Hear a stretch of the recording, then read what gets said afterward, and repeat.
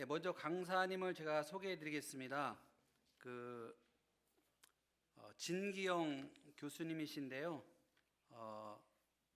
고려대학교 사학과를 졸업하셨고 그 대학을 다닐 때 이제 우리 선교사님 그 간사님을 통해서 예수님 영접하시고, 그다음에 총신대 신학대학원 졸업하셨고, 영국 에딘버러 대학에서 인도 지성인 선교 이렇게 학위를 받으셨고, 인도에서 캠퍼스 지성인 선교 역사를 오랫동안 섬기셨습니다. 그리고 지금은 한동대에서 이렇게 강의하고 계십니다.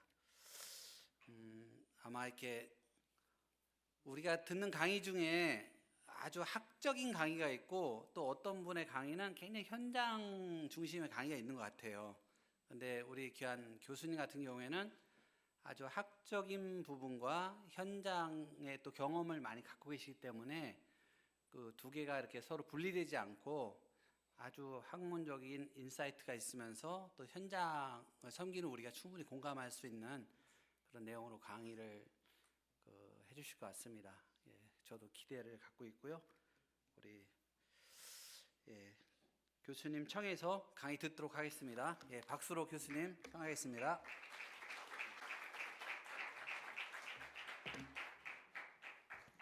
네, 반갑습니다. 네. 제가 부탁받은 얘기는 제목을 그 PPT를 좀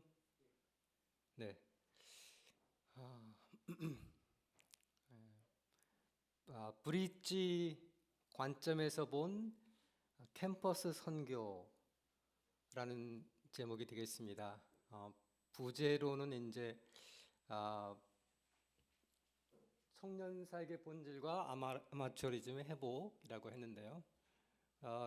이 강의는 제가 최근에 탈고한 책이 브릿지라는 책이 있습니다. 브릿지, 그리고 세계 기독교 시대의 모든 교회와 문화를 잇는 선교라는 제목으로 책을 쓴 게 있는데요. 거기에서 나오는 브릿지의 그 선교적 관점에서 이것을 캠퍼스 선교에 어떻게 적용할 수 있을까, 그런 부분에 대해서 성찰한 내용을 이 시간에 같이 나누고자 합니다. 아까 그 대표님이 말씀해 주셨지만 저는 이제 80년대, 90년대, 20년을 캠퍼스 선교 간사로 사역을 했고, 그리고 이제 인도 선교와 또 독일 선교를 했습니다. 그래서 타문화권 선교를 해보면서 타문화권 선교의 선교적 원리가 현재 우리가 하고 있는 이 대학생 선교, 캠퍼스 선교에도 동일하게 적용할 수가 있겠구나 라고 생각이 들었습니다. 뭐 잘 아시는 대로 캠퍼스는 타문화권이죠. 기독교 인구가 아주 소수고 대다수가 무신론, 무교가 대부분이고, 뭐 불교가 또 일정 부분 있겠고요. 뭐 그거 다 포함해서 비기독교인이 절대 다수 아니겠습니까? 다양한 세계관, 다양한 가치관을 가진 사람하고 만나서 복음을 소통하는 것이죠. 우리가 전도하고 제자양육을 하고 사람을 기른다는 게 전혀 다른 세계관을, 가치관을 또는 종교를 가진 사람들과 만나고 소통해서 복음을 전하고 제자를 삼는 과정인데요. 그 모든 과정이 불교권, 힌두권, 이슬람권에서 선교하는 것과 본질상 다르지가 않아요. 그런데 이제 이 타문화권 선교가 우리가 많은 교회에서 많은 선교사를 파송하고 선교를 하고 있지만 타문화권 선교가 그렇게 성공적이거나 효율적이다라고 말하기는 매우 어렵습니다. 1040 그 지역에 있는 대부분의 미전도 지역이 다 이슬람권, 힌두권, 불교권 아니겠습니까?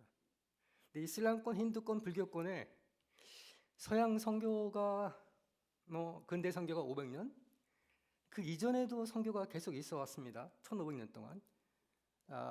동방 정교의 네스토리안들을 통해서 동방 선교가 중국에까지 왔고요. 그리고 근대 선교가 있고, 그렇게 최근에 500년 동안에만 해도 어마어마한 인적, 물적 자원을 투자했음에도 불구하고 이 이슬람권, 힌두권, 불교권에는 2% 이하의 기독교인들이 있을 뿐이고 그냥 전체가 다 미전도 종족입니다.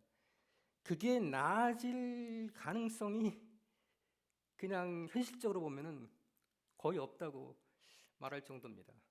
부분적으로 조금씩 그 개종 역사가 일어나고는 있어요. 인도를 예를 들면 꽤 어느 지역이나 특정 그룹, 특정 계층으로 국한을 지어보면 부흥이 있고 전도 역사가 있고 개종 역사가 있는 것 같지만 이게 힌두의 자연 성장을 못 따라가요. 복음 전도라서 개종을 한 그 숫자하고 그 이슬람의 자연 개종 숫자, 힌두들이 아기들을 낳아서 더 많은 힌두와 더 많은 무슬림이 늘어나는 그 숫자를 당해내지는 못해요. 그러니까 여전히 더 줄어들어요. 기독교 인구가. 그런 점에서 우리에게 익숙한 그 전통적인 방식, 그 익숙한 방식이라고 한 거는 뭐냐면 500년 동안 서양 선교사들이 썼던 방식이에요. 그런데 오늘날 한국 선교사들, 한국의 거의 대다수의 선교사들이 그 서양 선교사들이 썼던 그 방식을 그대로 답습을 하고 있어요. 그런데 그게 그동안 실패로 입증된 방식이라고 말할 수가 있어요. 일정 부분 효과가 없었다고 말할 수는 없어요. 그렇지만 정작 그 핵심적인 부분에 무슬림, 힌두, 불교도에 관해서는 거의 큰 변화가 없을 뿐만 아니라 유럽의 숫자는 더 급속도로 줄어들고 있는 상황인 거죠. 이제 그런 점에서 제가 타문화권 선교를 하면서 이런 전통적인 방식에 대한 성경적, 역사적, 문화적, 전략적 검토를 해보면 매우 비효율적이고 그렇게 해서는 안 될 수밖에 없는 방식을 사용해서 선교를 이제까지 해왔고 지금도 별 생각 없이 하고 있는 경우가 많다. 그렇게 말하면 제가 굉장히 무슨 새롭거나 엄청나게 혁신적인 방식을 얘기하고 있나 그렇게 생각할 수도 있는데 그런 게 아니고 우리가 예를 들면 미션 퍼스펙티브 한동대에서도 그런 미션 퍼스펙티브라는 주제로 학생들이 강의를 하고 있고 또 한국의 많은 교회가 미션 퍼스펙티브를 통해서 많은 교회나 선교단체가 훈련을 받고 선교사로 나갔지 않습니까? 지금도 그러고 있고요. 그런데 그 미션 퍼스펙티브에서 제안하는 여러 가지 좋은 방식들, 문화적으로, 전략적으로 적절하고 좋은 방식이 그 책에는 나오는데 그게 현실에서는 적용하는 선교사가 얼마나 될까요? 그 교과서적으로 나오는 것들을 거의 적용들을 하지를 않습니다. 선교 현장에서는. 그래서 성경적인 선교를 말하고 있지만 매우 비성경적인, 비성육신적인 선교가 일반화되어 있고 그리고 문화적인 장벽을 제거하고 복음이 들어가게 좋게끔 해야 되는데 더 높은 문화적 장벽을 쌓아가는 선교를 하고 있고 재작년인가요? 평창에서 세계선교 전략회의가 있었는데 더 이상 돈으로 하는 선교를 하지 말고 선교를 해봐야겠다는 방향은 잡았지만 현장에서 그것을 적용하기는 매우 어려워하고, 그럼 돈을 쓰지 않으면 도대체 어떻게 선교를 해야 되는가에 대해서도 사람들이 잘 갈피를, 대안으로 구체적으로 어떻게 될지에 대해서 갈피를 잡지 못하는 경우가 많이 있습니다.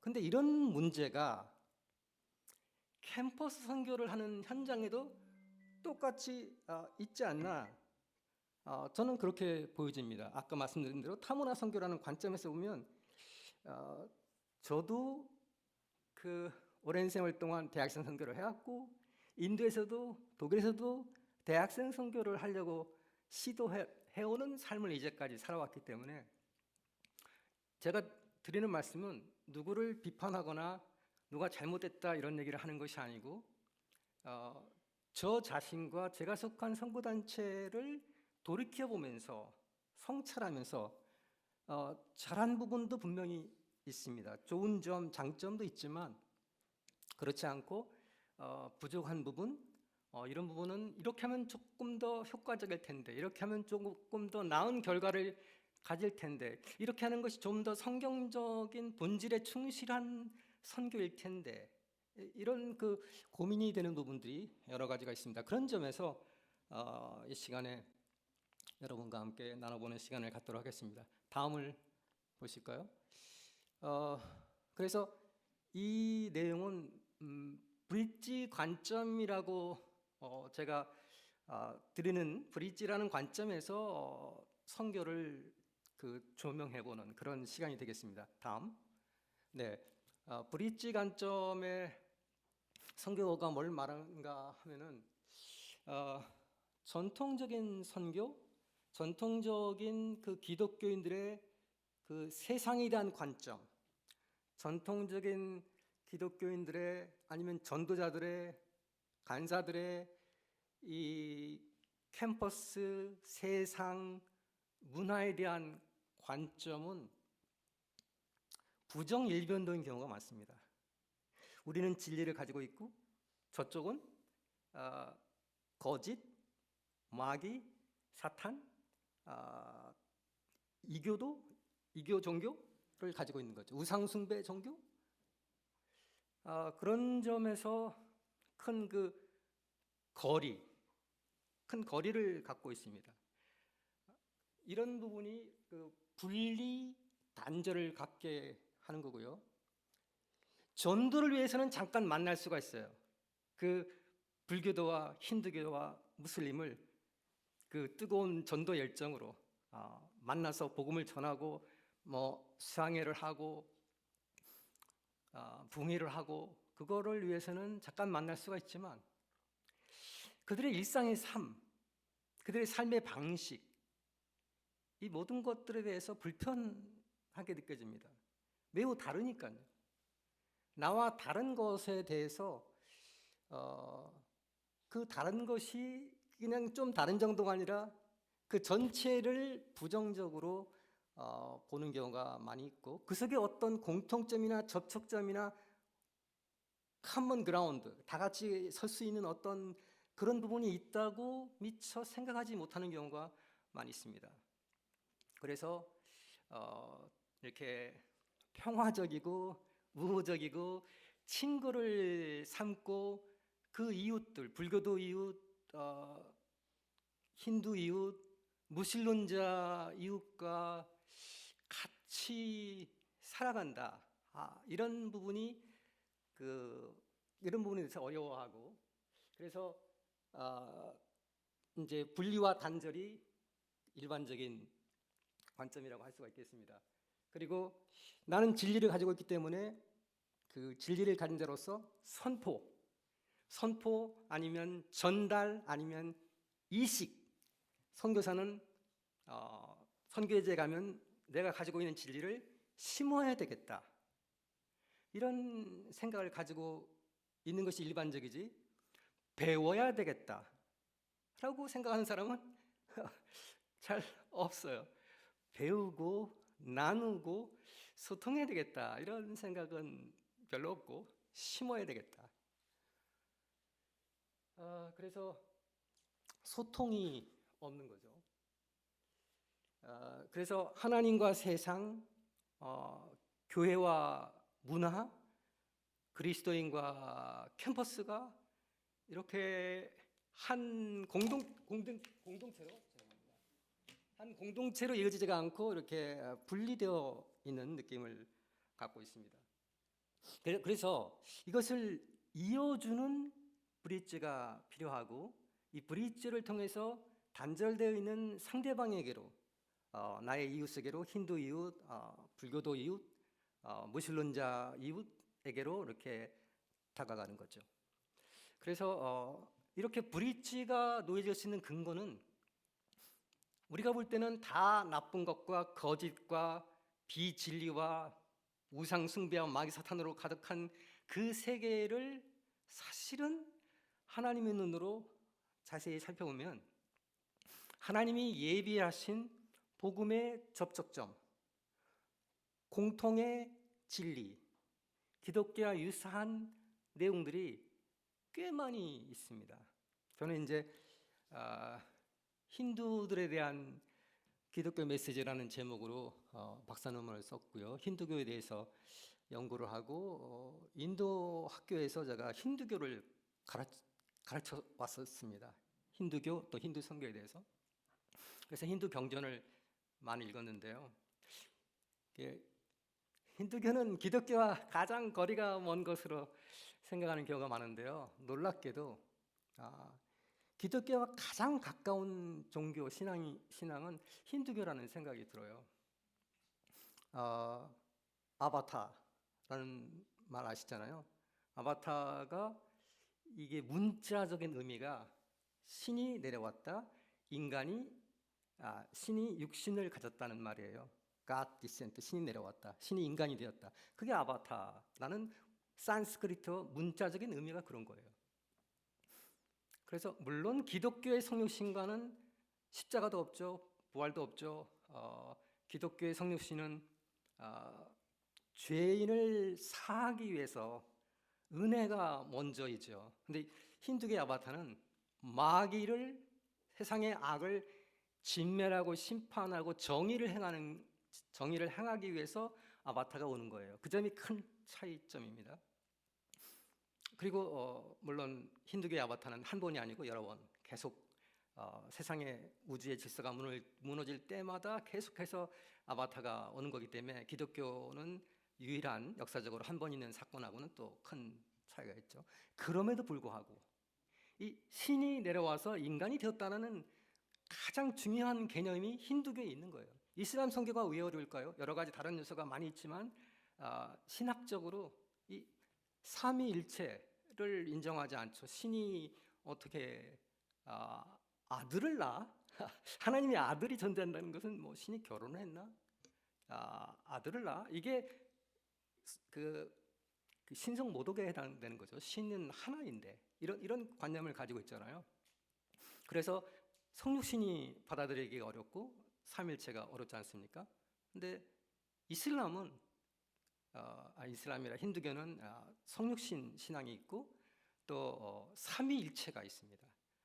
브라마 비슈누 시와 셋이 각기 다른데 하나다. 사싯 아난드, 존재, 성부에 해당되고 그 다음에 이성, 이게 성자에 해당되고 아난드가 기쁨, 축복이라는 건데 이게 성령에 해당되고, 그렇게 해서 인도의 많은 기독교인들은 힌두의 이 철학적 용어를 가지고서 아니면 종교적 용어를 가지고서 복음을 소개하고 삼일체 하나님 소개하는 그런 많은 그 글들이 나와 있습니다. 또 중요한 게 힌두교에는 그 오직 믿음으로 말미암는 구원관을 가지고 있어요.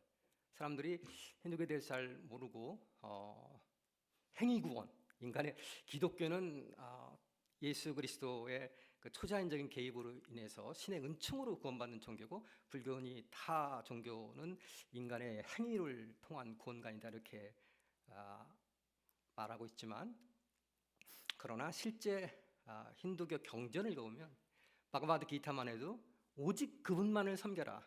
유일신 개념을 가지고 있고요. 그 신을 믿는 은총으로, 믿음으로 죄 사함을 받는 구원관을 가지고 있습니다. 그거를 박디 신앙이라고 그러는데요. 힌두교의 교파 중에 비시누파, 시바파, 샥티파가 전체 힌두의 90%가 넘는 절대 다수가 이 박디 신앙을 갖고 있는데, 이 박디는 창조주, 인격신, 오직 신앙으로 구원받는 그 신앙의 종교, 그게 박디 신앙이라는 겁니다. 그래서 기독교 복음을 전하기에 너무 좋은 공통점, 접촉점, 하나님이 예비하신 그 복음의 준비가 잘 되어 있어요. 이슬람교도 마찬가지입니다. 이슬람교도 예수님, 성경 구약을 인정하고 신약의 복음서를 인정하고 예수님이 하나님 말씀이고 하나님의 영이고 앞으로 오실 분이시고 또 기적을 행하는 분이라는 어떤 예수님의 신성도 언급되어 있습니다. 심지어 무함마드 선지자가 그 최후의 선지자라고 그러지만 그 꾸란이나 또 하디스에 보면은 그 신성의 능력에 대해서 강조가 없습니다. 예수님은 그러나 오히려 매우 분명하죠. 그런 점에서 수많은 공통점, 접촉점이 있어요. 불교도 마찬가지입니다. 그래서 이런 것들이 우리가 이웃의 세계로 들어가는 어떤 그 다리가 이미, 접촉점이 이미 있는 거예요. 징검다리가 이미 있는 겁니다. 이런 점들을 잘 이해하게 되면 타종교, 무신론, 나와 다른 세계관, 가치관을 가진 사람들을 싸그리 다 비난하고 정죄하고 부정하고 공격하고 이렇게 할 필요가 없습니다. 상대방을 진심으로 인정하고 존중하고 우리의 이웃으로 친구로 삼으며 같이 살면서 복음을 나눌 수가 있게 되는 것이죠. 그래서 연결, 어떻게 다리를 만들어서 나갈 것인가, 이런 관점에서 캠퍼스 선교를 조명해 보면 어떨까?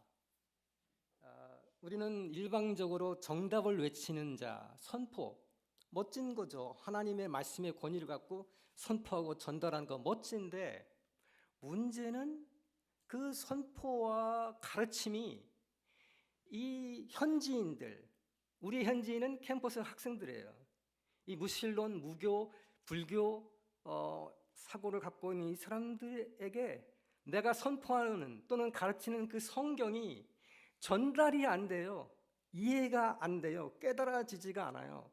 우리가 말하는 어떤 초점, 강조점을 저 사람들은 이게 이해가 안 돼요. 이게 우리가 하는 용어도 이해가 안 되고 그 개념도 이해가 안 되고 틀도 이해가 안 되고 도대체 나의 상황, 나의 문제와 이게 무슨 관계가 있는지, 그 구원이라는 게 도대체 내 삶에 무슨 의미가 있는 건지, 그런 부분에서 이 다리를 놓는다, 브릿지라고 하는 것은 그 연결점을 찾아서 상대방의 입장에서 이해가 되고 깨달아지고 받아들여지게 만드는 환경을 만들어주는 겁니다.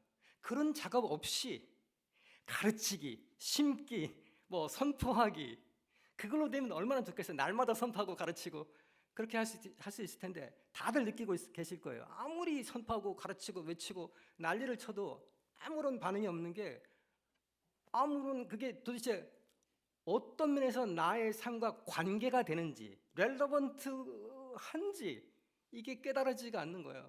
이게 도대체 무슨 의미가 있는 건지. 그러니까 뒤에 말씀드리겠지만 성경은 현지어로 번역이 돼야 되는 건데 우리가 현지인들, 대학생들의 그 언어와 문법과 그 문화로 번역을 제대로 하지를 못하는 거예요. 그러니까 말씀은 여전히 능력이고 진리인데 성령이 역사하실 수가 없는 게, 믿고 싶은데 들려지지가 않고 깨달아지지가 않고 이해가 안 되니까 그런 현상이 생기는 거죠. 그래서 어떻게 하면 잘 이해가 되게끔 깨달아지게끔 만들 수 있을까? 번역을 할까? 그 번역이 말만 번역이 아니고 행동과 삶으로 번역이 돼야 되거든요. 그런 부분에 대해서 말씀을 계속해서 말씀드리겠습니다. 다음 번 볼까요? 먼저 선교는 도대체 누가 시작했고 이거를 선교를 이뤄가고 누가 이것을 완성할 것인가? 이것에 대해서는 오늘날 대다수 선교학자가 이구동성으로 삼위일체 하나님이라고 얘기를 하고 있습니다. 성부, 성자, 성령 하나님께서 그 세상을 이처럼 사랑하셔서 어떻게 구원하고 파괴된 창조 세계를 회복할 것인지에 대해서 계획하시고 진행하시고 완성하신다. 이것이 그 삼위일체 하나님의 선교 신학이라고 할 수가 있겠습니다. 자, 이것을 우리가 우리의 선교에 또 캠퍼스 선교에 적용을 해보면요, 우리의 캠퍼스 선교 현실이 매우 달라요. 아까 앞에 메시지 전하신 목사님이 80년대 또 90년대 때는 선교가 잘 됐다, 지금은 전혀 어렵다는 말씀을 하셨는데요. 제가 80년대에서 80학번인데 80년 대학교 1학년 때 성경 공부를 통해서 신앙을 갖게 되고 또 간사 삶을 살아왔는데 80년대가 쉬웠나? 생각해 보면 그렇게 쉽지는 않았습니다. 그때도 여전히 어려웠었고 힘든 도전들이 많이 있었는데요.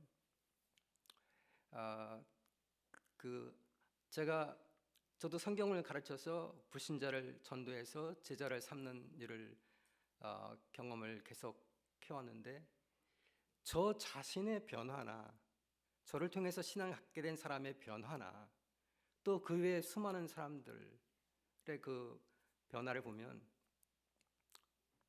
하나하나가 기적과 같아요. 도저히 믿을 수 없는 사람이 어떻게 믿게 되었는지 저는 창조, 성경 읽어보면 도대체 기적이 얼마나 많습니까? 어릴 때부터 과학 생물 시간, 물리 시간, 과학 수업으로 이렇게 살아왔는데 그 성경의 이야기는 도대체 믿을 수 없는 초자연적인 이야기들로 가득하지 않습니까? 부활을 비롯해서 믿고 싶었어요. 어떤 때는 간절히 믿기를 바라기도 했지만 믿어지지가 않잖아요. 어떻게 믿어집니까? 이성적인 사람이 초자연적인 신의 존재, 나에 대한 십자가의 사랑, 부활, 불가능한 일이죠. 근데 이것을 가능하게 한 것은 성령 하나님, 그 성부 하나님의 계획 속에서 제가 불교도 가정에 어머니가 불교도 아버지는 무신론 이런 가정에서 태어나고 자랐는데 하나님께서 얼마나 섬세하게 제가 신앙을 갖기 위해서 저의 삶의 준비를 해오셨는가. 옛날에는 몰랐죠. 예수님을 알고 나서 하나님을 안 다음에 이렇게 살펴보니까 하나님의 그 섬세한 준비 과정이 놀라울 정도입니다. 어떻게 그렇게 수많은, 우연이라고 말하기엔 너무나 많은 그 사건들이 이어져서 제가 성경을 공부하게 되었고 또 성경을 통해 진리를 찾게 되었는지 정말 하나님이 하셨다는 것을 명확하게 알 수가 있습니다. 저 같은 사람도 신앙을 갖게 되었다면 다른 사람들을 충분히 될 수가 있다, 저는 생각을 하는 겁니다. 그래서 제가 말씀드리는 포인트는 뭐냐면 과거에도 불가능하고 어려웠던 일인데 하나님이 개개인을 구원하시고 캠퍼스 선교를 이루셨고 지금 상황은 많이 달라요. 예전하고 80년대 90년대하고 지금 2020년대 전혀 다른 상황인데 그럼에도 불구하고 역시 사람을 부르시고 또 구원하시고 선교를 완성하시는 분은 하나님이시다. 그 이슬람 선교가 그렇게 어려운 것 중에 하나라고 그러지 않습니까? 그런데 그 지금 이슬람권에서 보고되는 그 선교계에 보고되는 그 회심의 그 사례들을 보면요, 사람이 전도해서 그 신앙을 회심을 하게 된 경우도 있지만 하나님이 직접 행하신 그 일들이 굉장히 많이 보고가 되고 있습니다. 한 3분의 1에서 많으면 3분의 1, 4분의 1이 이 하나님이 직접 꿈으로, 비전으로, 환상으로 또는 기적적인 치유로 그래서 신앙을 갖고 또 기독교인에게로 인도를 해주시고 그렇게 해서 회심을 하게 되었다는 그런 보고들이 굉장히 많이 있습니다. 힌두권도 마찬가지입니다. 불교권도 마찬가지고요. 그래서 선교를 실행하고 완성하신 분 하나님이시다. 선교는, 제가 정의하는 선교는 세상을 이처럼 사랑하신 하나님의 마음을 알고 그 마음에 참여하는 것, 그것이 선교라고 저는 이해를 하고 있습니다. 그래서 우리가 현재 상황은 언제나 중요하지 않습니다. 이 정말 나를 부르시고 세상을 이처럼 사랑하셔서 온 세계를 구원하기를 바라시는 그 사랑과 전능하신 하나님을 믿는다면, 정말로 믿는다면 우리가 그 불가능한 현실 속에 다윗처럼 물맷돌을 들고 도전하고 전진해 나갈 수가 있는 것이고 반드시 된다라는 확신을 가질 수가 있다는 것이죠. 저는 힌두권 선교가 어렵다 그러고 그 중에서 대학생 선교는 더 어려워서, 또는 상층 카스트 선교, 저는 중산층 상층 카스트 선교에 초점을 두고 사역을 했고 또 그런 쪽으로 많은 분들을 소개하고 있는데요. 저에게는 상층 카스트 선교가 가장 어렵다고 하는데, 대학생 선교가 가장 어렵다고 하는데 가장 어려운 거나 가장 쉬워 보이는 선교나 사실은 본질적으로 차이가 없어요. 그렇기 때문에 가장 힘든 그 상층카 선교, 중산층 선교에 도전할 수가 있는 거고, 거기에 분명히 그 있는 길을 찾아내는 그런 일을 해왔습니다. 그래서 이 삼일체 하나님이 나를 보내셨고 지금도 전능하신 하나님이 일을 하고 계시고, 그 하나님이 캠퍼스 선교가 세계 선교에 전략적으로 너무나 중요한 위치에 있다는 건 우리 누구나 다 알고 있고요. 그래서 그 하나님이 반드시 2025년 가장 어려운 상황이라고 할지라도 하나님이 일하시면 반드시 놀라운 전환과 변화와 기적의 역사가 지금도 일어날 수 있다. 오히려 과학기술제가 발달하고 세상이 너무나 좋아지고 그러면 그럴수록 복음의 필요성이 더 절실하고 간절하거든요. 세상에 그 좋은 것들이 다 해결을 해주지 못하니까.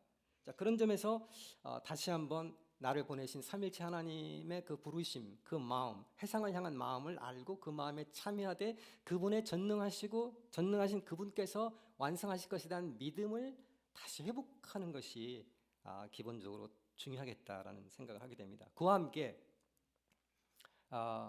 이 삼위일체 하나님의 파송, 그 하나님의 선교 개념의 중요한 부분이 하나님께서 우리 모든 그리스도인 한 사람 한 사람을 이 세상에 파송하셨다는 개념입니다. 자, 이 점을 우리 캠퍼스 사역에 적용을 한다면 말이죠. 모든 그리스도인이 선교사다, 이런 인식의 전환이 매우 중요하다고 할 수가 있겠습니다.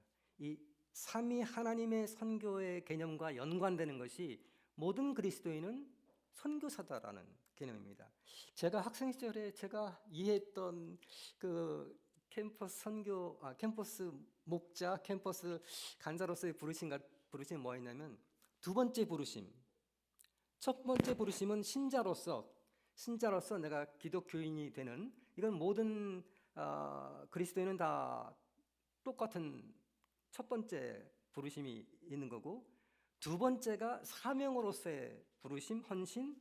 그래서 나는 대학생 선교에 부르심을 받았다, 이렇게 생각을 했는데 이게 성경적인가에 대해서 질문을 해봐야 됩니다. 저는 지금은 그렇지 않다고 생각합니다. 뭐냐면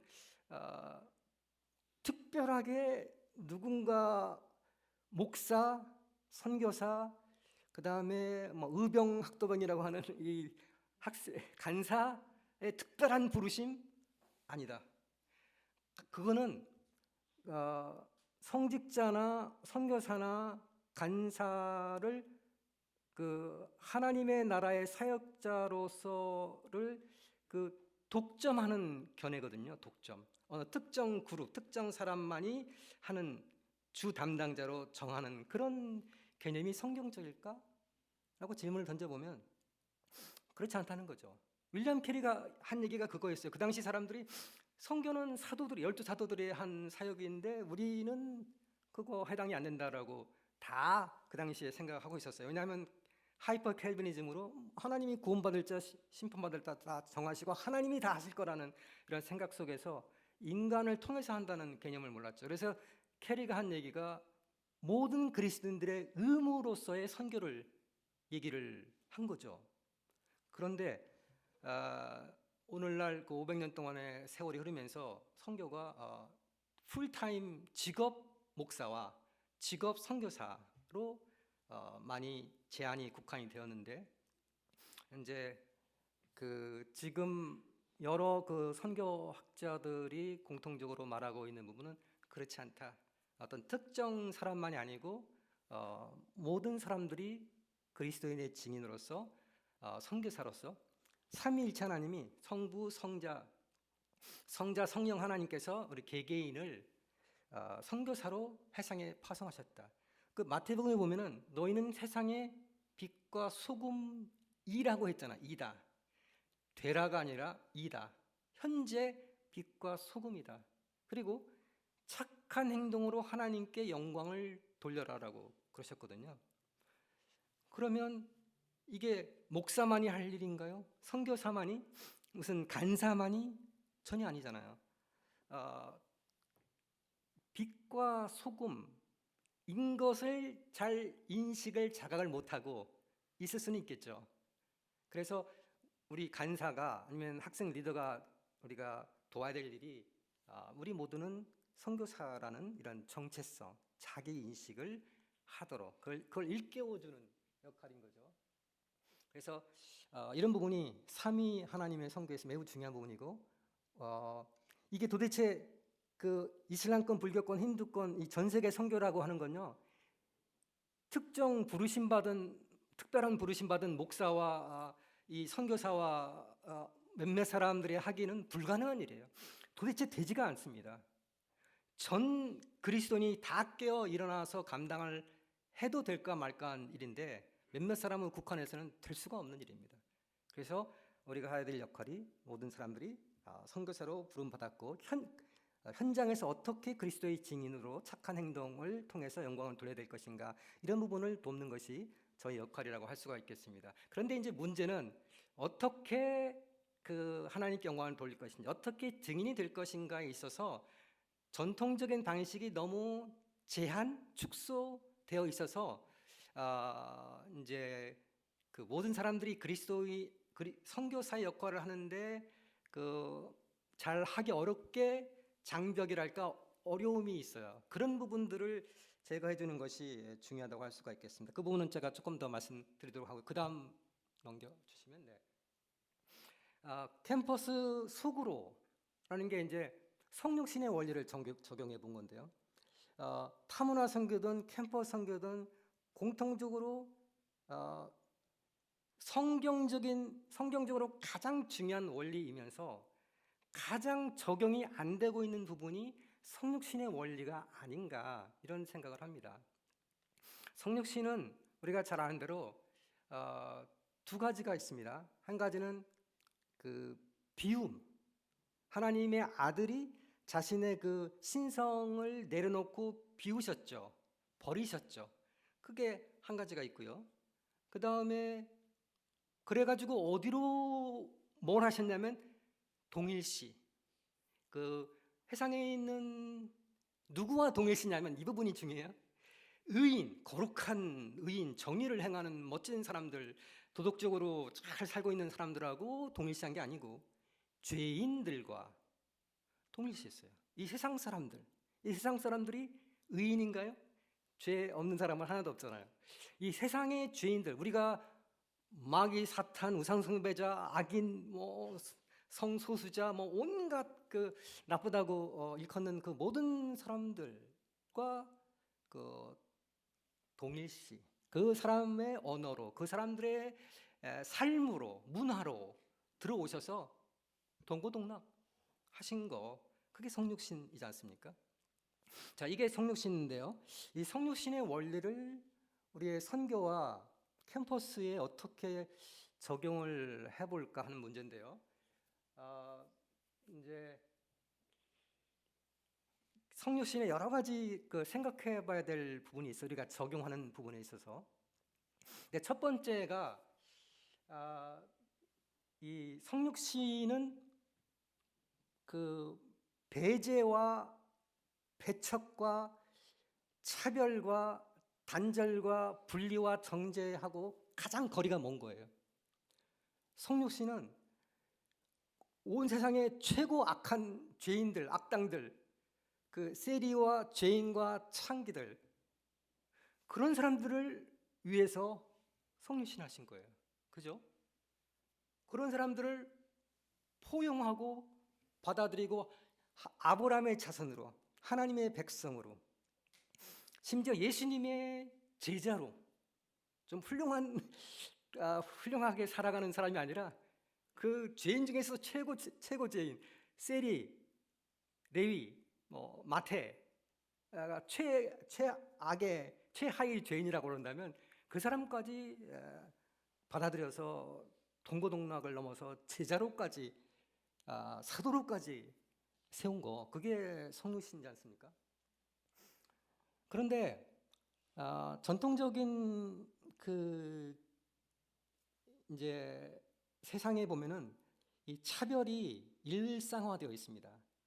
헬라인들, 그 사람들은 문화를 가지고서 차별하는 사람이에요. 헬라 문화만이 이제 문명이고 다른 거는 야만인이고, 그래서 헬라 문화로 차별을 하죠. 유대인들은 혈통으로 차별을 해요. 유대인의 혈통, 혈통 속에 신앙이 끼어 있긴 하겠지만요, 유대인만이라고 하는 그 혈통으로 해상을 차별하고 배제시키는 거죠. 기독교가 원래는 여기서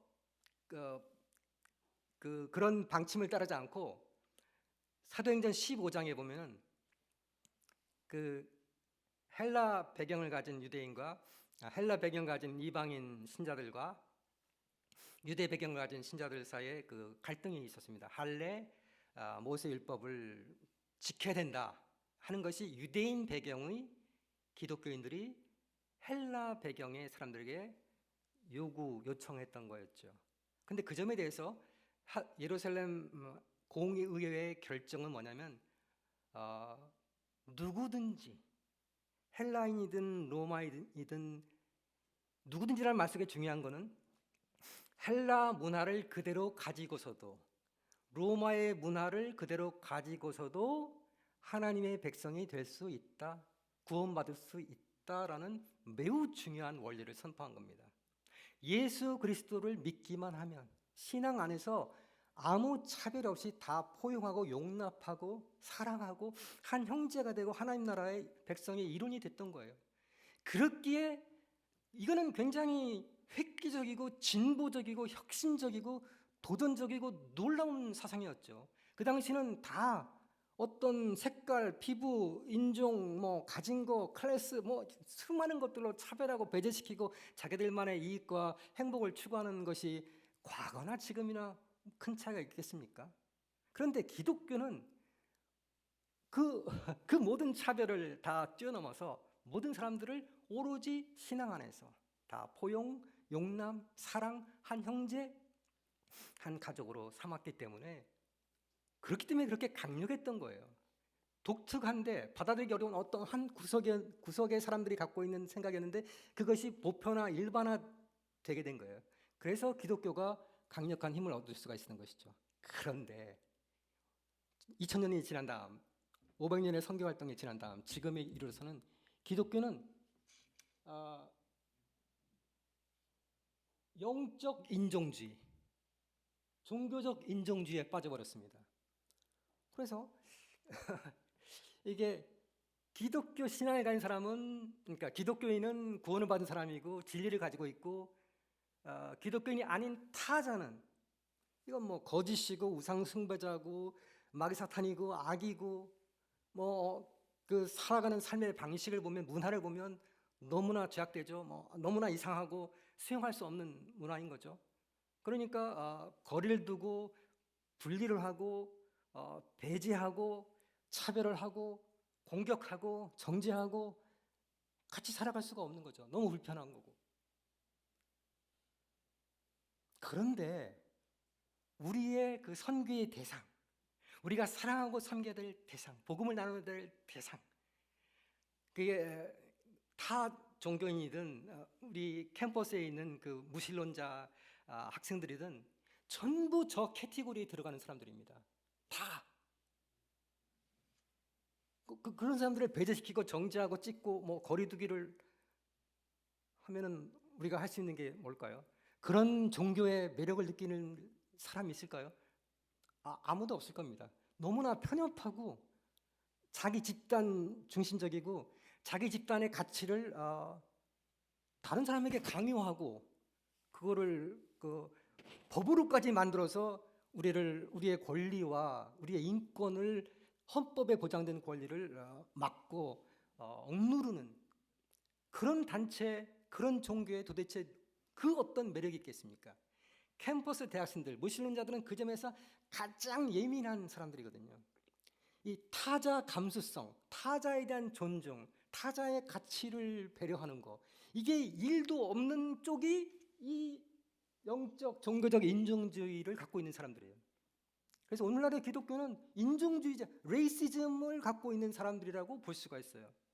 이거는 정확하게 예수님이 말씀하신 거, 행동하신 거하고 정확하게 반대입니다.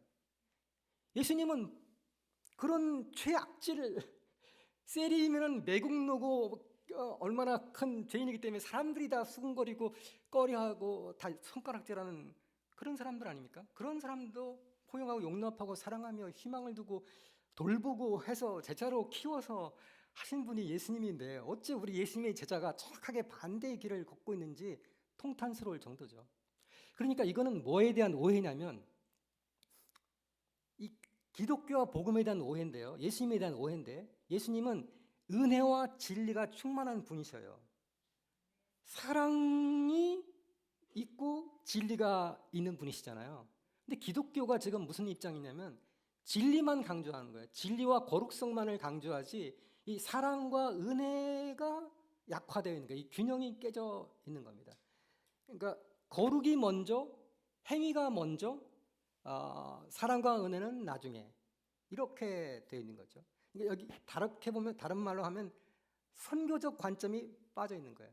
그 요구하고 요청하는 그 거룩성은 기독교인에게 요구해야 될 거예요. 기독교인이 그 거룩성을 가져야 될 거지.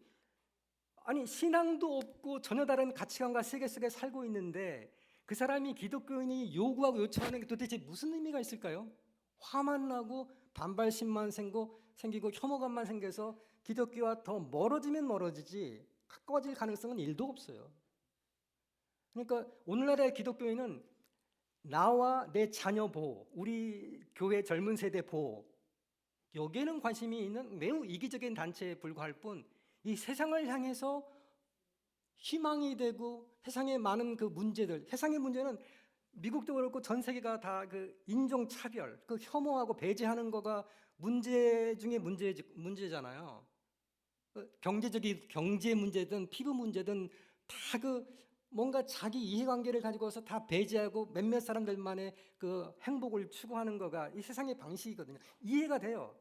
저도 그 중에 한 사람으로서 누가 내 세금을 축내는 어떤 사람들, 뭐 그거 환영할 사람이 영국 사람 중에 누가 있겠고 한국 사람 중에 누가 있겠어요. 그러니까 중국 사람은 빼고 뭐 누구는 빼고 차별하고 공격하고 비난하고 정죄하고, 이게 우리의 전 세계 일상적인 모습이에요.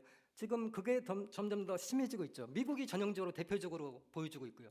미국 기독교인들이 그거를 트럼프를 적극적으로 지지하고 있는데 그 사람들이 그런 가치관을 가지고 있는데 정확하게 성경과 반대되는 개념이거든요. 어려워요. 그거를 어떻게 실행해요? 나도 힘들게 살고 있는데 누군가 다른 사람에게 은혜를 베풀고 축복을 베풀고 뭔가 나눠준다는 거 불가능해요. 불가능한 일이에요.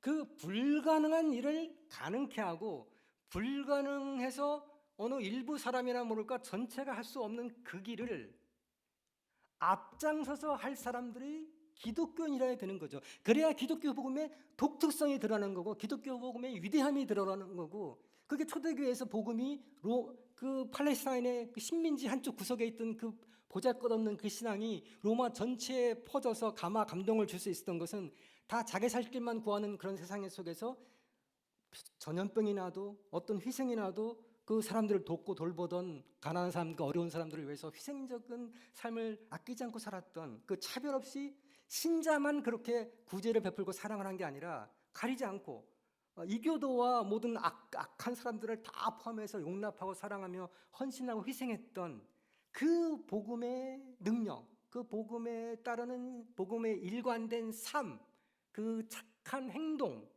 그걸 보고 감동받아서 기독교 신앙을 갖게 된 거고 그것이 제국 전체에 보편화가 된 거거든요.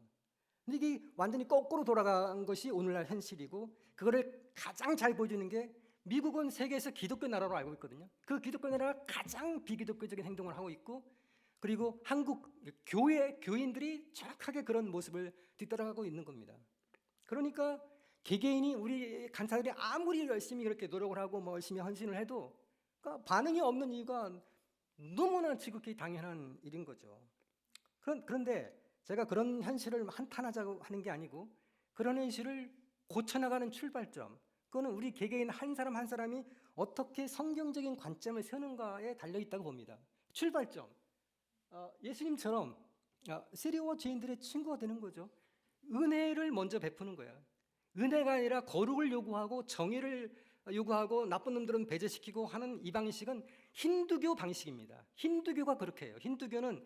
힌두교의 신은 아바타는 정의를 집행하고 마귀를 처단해야 그 마귀의 그 혹독한 그 고통 아래 그것도 사실은 좋은 점이 있어요. 마귀 세력 안에서 고통받는 사람들에게 평화를 주기 위해서 사실 그러는 거예요.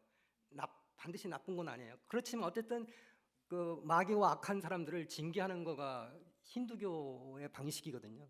근데 기독교가 지금 정확하게 힌두교 방식을 따라가고 있는 거예요. 기독교는 그게 아닙니다.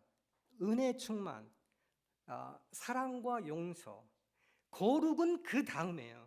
제가 많은 선교사들이 인도에 와서 카스트 제도가 사악한 마귀의 그 굴레다.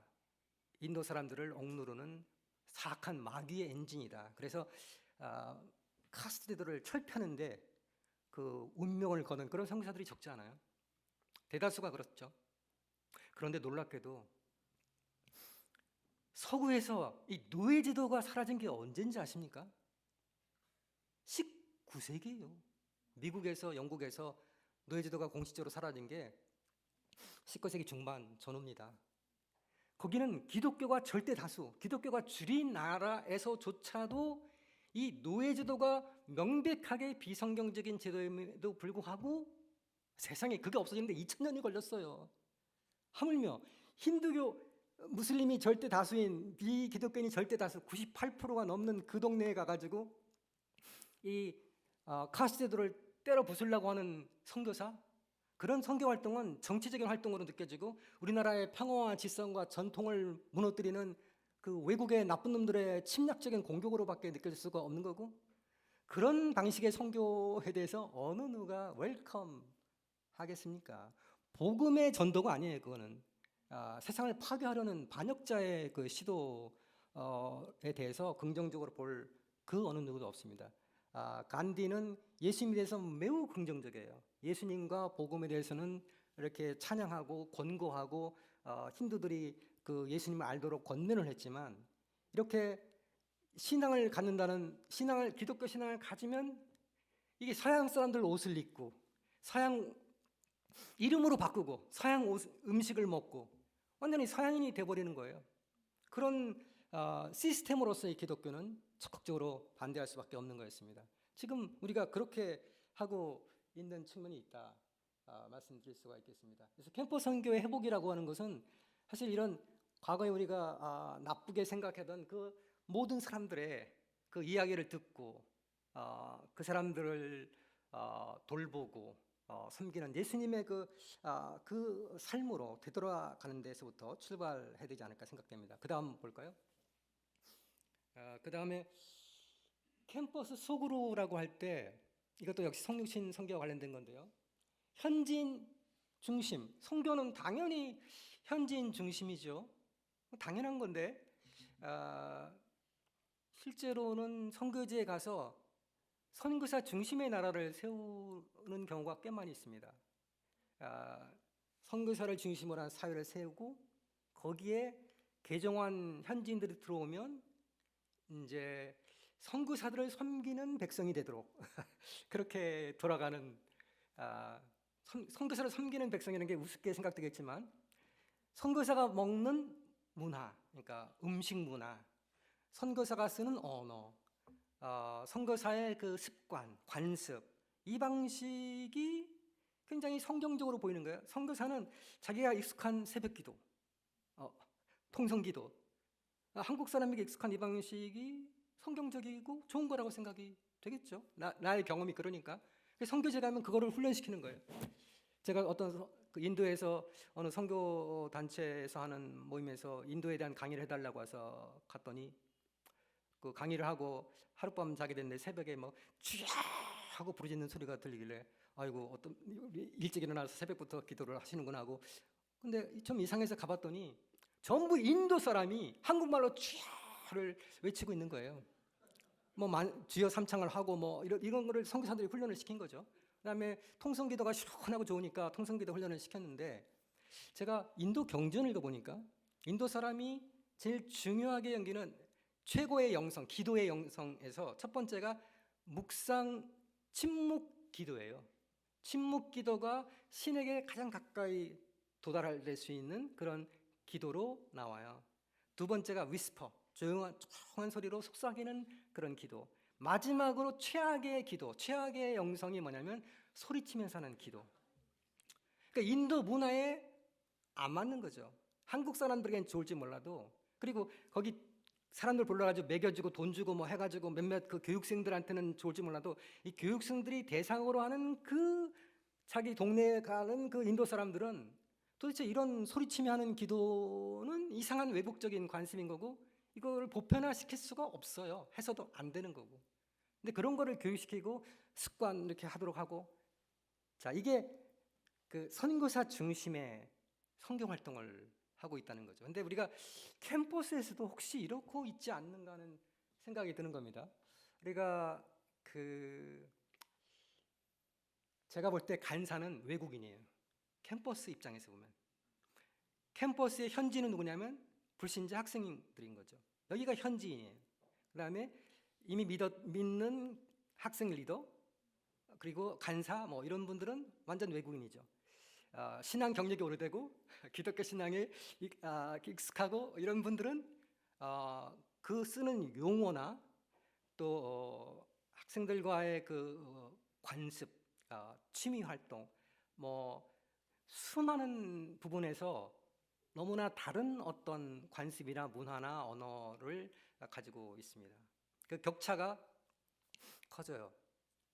제가 80년대 생들을 돌보다가 90년대 중반쯤 가니까 학생들을 돌보기가 쉽지가 않더라고요. 그래서 그 당시에 신세대들을 연구하는 연구를 같이 간사들과 했는데 신세대 언어 사전 이런 거를 조사 연구하기도 했어요. 그런데 저는 제가 있던 시절은 게임이라는 게 컴퓨터 인터넷이 없던 시절에 대학 시절을 보냈기 때문에 저는 게임을 한 번도 해본 적이 없는데 애들이 쓰는 문화는 게임 언어, 게임 문화 뭐 이러니까 제가 그 사람들을 이해할 수 있는 재간이 없어요. 저 입장에서는 완전 외국인인 거죠. 저도 외국인이고 그 사람들도 제가 외국인인 거고 그 게임 한 가지만 예를 들었지만 수많은 그 리더십, 의사결정 방식, 뭐 수많은 것들이 너무나 다른, 같은 한국 사람인데도 타 문화는 말할 것도 없고 타 종교는 말할 것도 없고 그런 큰 차이가 있죠. 그래서 이 현진 중심, 현진 주도로 해야 된다. 다른 말로 하면 이게 학생 주도권이라는 말이 될 수가 있겠습니다. 우리나라는 유교 문화에 익숙해 있어요. 그래서 위계 질서, 나이와 지위에 따른 위계 질서가 있고 그거를 존중하는 것이 예의 바른 거고 바람직한 거고 아름다운 거고 이렇게 되어 있는 문화 속에 살고 있어서 내가 나름 꽤 민주적으로 잘 하고 있다고 생각을 하지만 벌써 간사님, 뭐 지부장님, 뭐 이런 타이틀이 붙어지는 말을 서로 나도 하고 상대방도 하게 되면 벌써 그 질서에 이렇게 따라야 되고 순종해야 되고 또는 무슨 다른 의견을 제시한다거나 그러면 무례한 거고. 그래서 제가 박사 공부할 때 영국에서 제일 힘든 점이 이게 질문하는 게 힘들었고요, 비판하는 게 힘들었어요. 저는 교회에서 언제나 순종, 이런 미덕 속에서 늘 순종하고 살고 이랬는데 이 비판을 하고 따지고 문제를 제기하고 질문하는 거가 가장 어려운 거였어요. 그래서 지도 교수님이 너 선교사 훈련학교에 가든가 아니면 여기서 하려면 자세를 바꿔라, 그런 도전이 있었었는데요.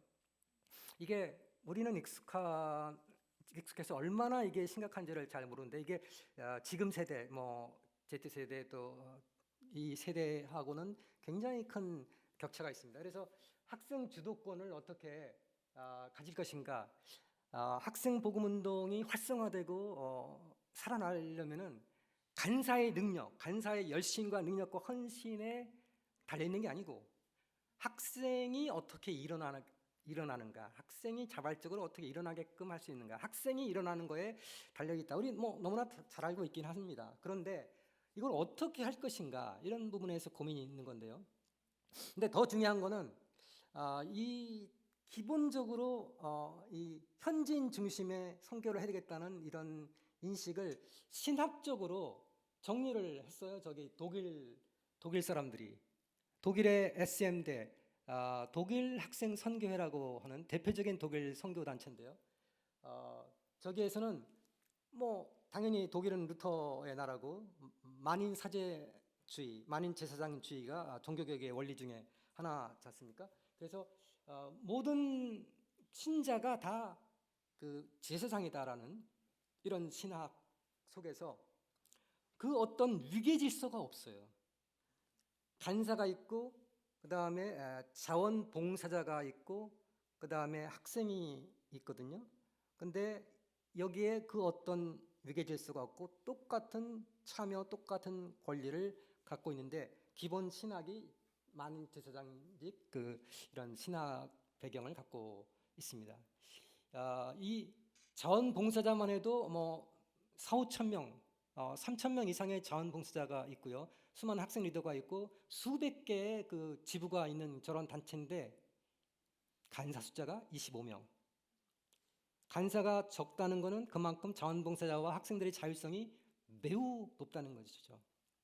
일부러 숫자를 적게 만들어요. 간사는 코칭, 훈련, 교육, 지지 이런 차원이고 실제로는 자원봉사자나 학생들이 주인이 되어서 할 수 있도록 그렇게 한 것이죠. 영국도 마찬가지입니다. 영국 UCCF 저기 보면 학생이 학생에게 복음을 전한다. 이게 가장 기본으로 되어 있고요. 그래서 졸업생이 릴레이 워커라는 졸업생들이 이제 그 자원봉사에서 이제 사역을 섬기지만 그 학생이 너무 어릴 경우는 성경 공부를 한다든지 모임을 이렇게 섬기지만 바로 학생들을 세워서 자리를 물려주고 학생들 중심으로 갈 수 있도록 그런 시스템이 잘 되어 있습니다. 그런데 제가 그 아프리카의 포커스라는 게 있고 노르웨이도 있고 여러 가지 학생 복음 운동을 잘하고 있는 단체를 그 비교해서 살펴봤는데요.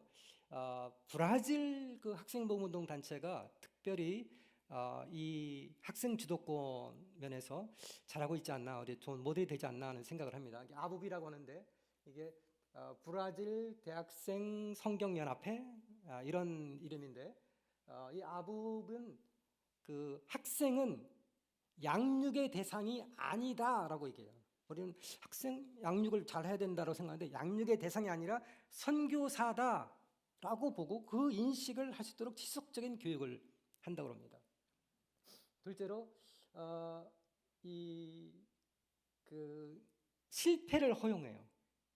학생들을 리더로 세우다 보면 아직 어리고 뭐 여러 가지 훈련도 부족하고 교육도 부족하고 연륜이 부족하니까 실수나 실패를 할 수가 있겠죠. 실패를 허용하는 철학을 가지고 기다려준다. 이런 부분이 특징적이고요. hands off, 손 떼기. 간사들이 할 역할은 손을 잘 떼서 멘토링을 어떻게 하면 잘할 것인가. 그거를 집중해서 교육을 시킨다고 합니다.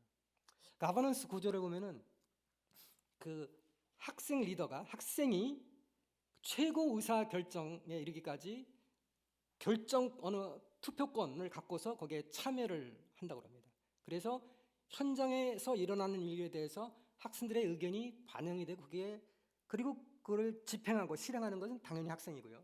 가버넌스 구조가 개방적이다. 학생들에 대해서 그런 특징을 볼 수가 있습니다. 그래서 저기는 그 꾸준하게 이 재생산이 잘 되고 열매가 잘 맺혀지고 물론 누가 전문적인 사람이 잘 돌봐줘서 질적으로 잘 돌봐줘서 그런 부분은 조금 부족할 수가 있지만 이 한 사람이 책임지고 끝까지 이렇게 헌신하기 때문에 질적인 면에서 퀄리티가 높아지고 질적인 확산이 잘 된다라는 그런 평가가 되고 있습니다. 그래서 간사는 이제 촉진하고 함께 있어주고 기다려주고 그런 역할을 강조하는 것이 저곳인데요.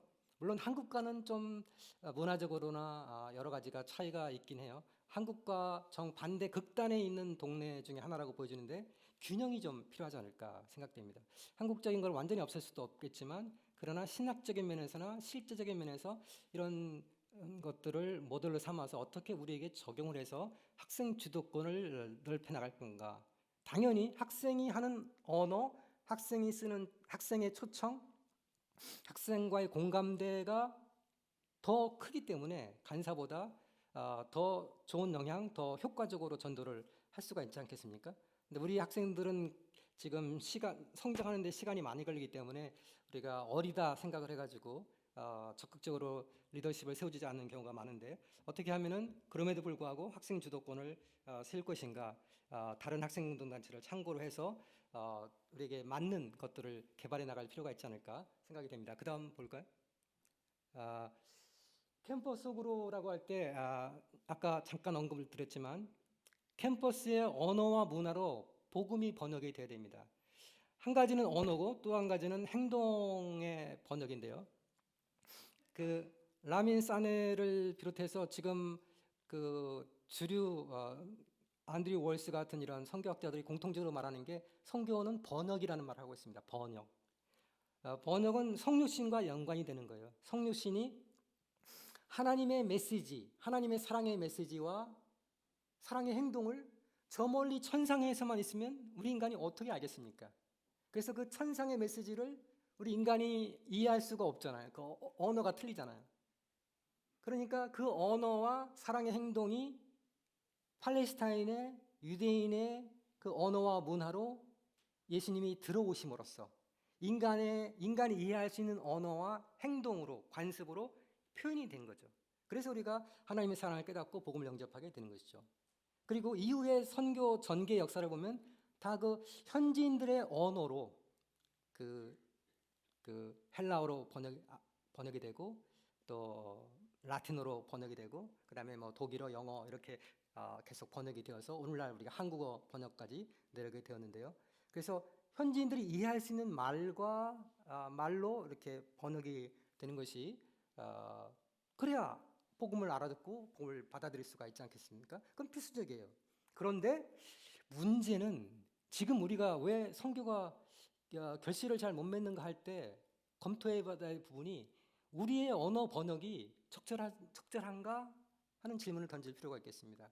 저도 20대에 있는 제 아들에게 뭐 가정 예배를 한다든지 여러 가지로 복음을 전하고 기독교 신앙을 소개하려고 할 때 얘들의 그 언어와 얘들의 그 문화로 어떻게 소개할 건가, 이게 늘 고민거리입니다. 근데 한국의, 특히 한국은 교리 중심의 설교, 교리나 어떤 이론, 구원 뭐 이렇게 강조를 하는 경우가 참 많은데요. 이게 그 출발점을 바꿔야 될 필요가 있습니다. 사실 예수님이 하신 건데요. 그 베드로에게는 물고기, 밤새도록 물고기를 잡았는데 잡지 못했는데 깊은 데로 가서 그물을 내려 고기를 잡으라. 그 베드로의 실제 현실의 문제, 고민하는 문제를 도우면서 말씀의 능력을 체험하게 되었고 예수님의 신성을 알게 되는 과정이 있었죠. 사마리아 여인, 그 늘 날마다 물 길러 와야 되는 힘든, 외롭고 힘든 목마른 삶을 살고 있었는데 영생수, 생수라는 주제로 그 날마다 물 길러 오지 않아도 속에서 넘치는 샘물이 나올 수 있는 그런 물을 소개시켜 줬죠. 또 니고데모도 거듭남의 문제, 뭐 중풍병자는 중풍병자의 문제, 이거 보면은 전부 실제 삶과 실제 고민, 현실, 삶, 정황에서부터 출발을 한 거거든요. 근데 지금 그렇게 하지 않고 진리, 선포, 뭐 교리, 구원, 이게 구원이 도대체 얘가 학생이, 외국인이, 현지인이 이해가 안 되는 거죠.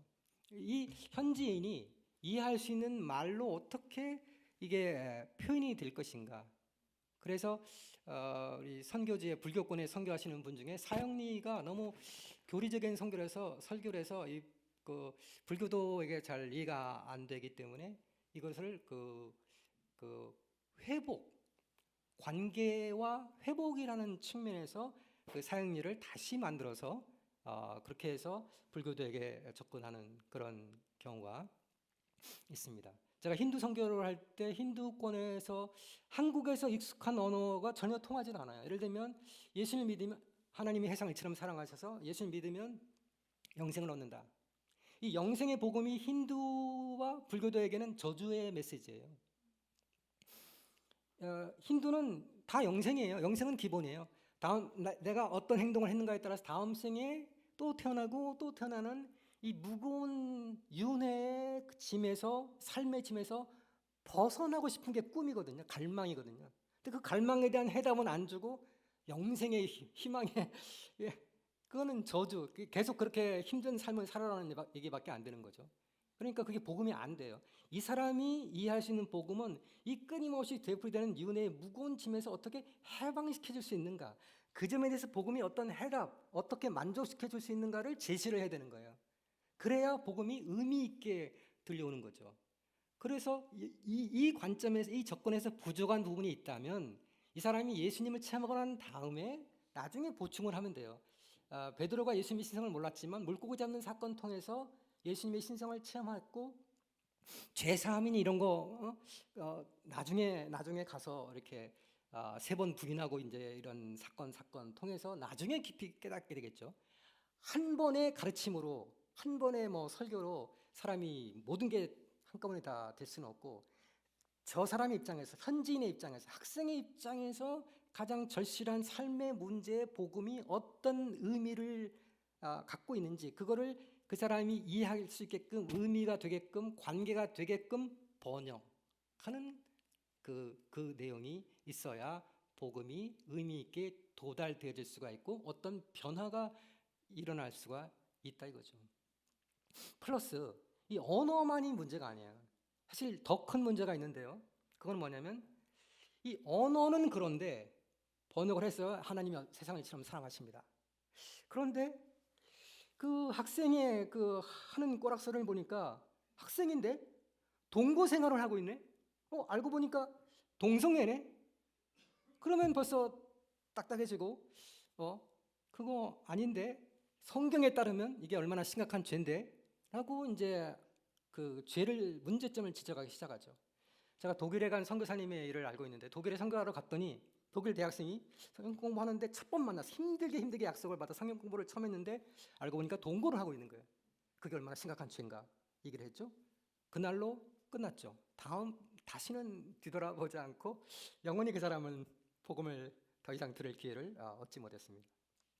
왜 그러냐면 그 동거 문화가 제가 독일에 살면서 독일 셀 주일날 독일교회 참석하고 그다음에 월요일에는 그 교인들의 셀 모임에 참석을 해봤는데 열심히 기도하고 헌신하는 그 멤버 중에 한 사람이 동거를 하고 있더라고요. 근데 본인도 그렇고 옆에 있는 기독교인들도 그렇고 그거에 대해서 조금이라도 뭐 이상하다든가 문제가 된다든가 정죄한다든가 전혀 없습니다. 독일이 동성애를 합법화하고 있는 나라인데요. 그거를 누구의 지지로 된 거냐? 메어켈이 총리로 있고 있는 그 기독교 민주 당. 그 기독교인들이 지지해가지고 기독교인들이 70~80%가 지지해가지고 동성연애가 결혼이 합법화가 된 겁니다. 기독교인이 지지해서.